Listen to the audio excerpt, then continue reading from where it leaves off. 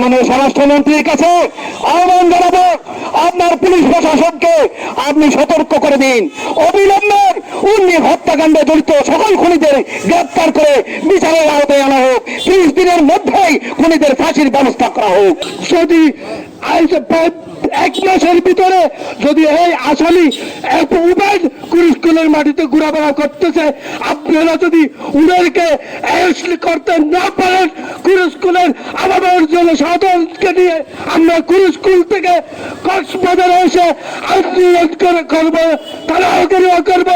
যখন আমার বোন স্কুলে যায়, যখন ছোট্ট শিশু ফুল তুলতে যায়, সে আর ঘরে ফিরে আসে না, ধর্ষণের শিকার হয়ে তাকে নির্মম ভাবে হত্যা করা হয় কেন? আজকে বাংলাদেশের পুলিশ কি করছে? যখন আমার একজন ছোট্ট বোন ধর্ষণের হওয়ার পরেও, সরাসরি ধর্ষণের সাথে জড়িত থাকার পরেও আজকে এতদিন পার হয়ে গেল, পুলিশ কেন তাদেরকে অ্যারেস্ট করতে পারছে না? যেহেতু আমরা কোর্টে কাজ করি, আমরা এগুলো খুব ভালো করেই জানি। আপনাদেরকে পয়সা দিলে আপনারা ওই সন্ত্রাসীদেরকে অ্যারেস্ট করতে চান, আবার যখন পয়সা দেয় সেই সন্ত্রাসীদেরকে ছেড়ে দিয়ে আবার চলে আসে।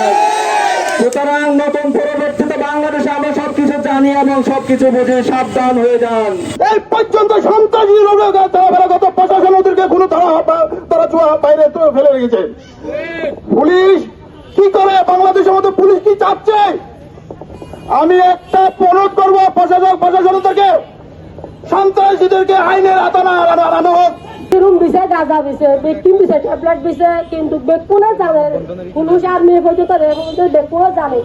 এই তো মাইন গড়ে দিন এটার বহবাদ নাকি আরো হুমকি দিয়ে দাও মাই দুদিন হলে গিয়ে পারে বলো নুচলা দুদিন ভরা যাব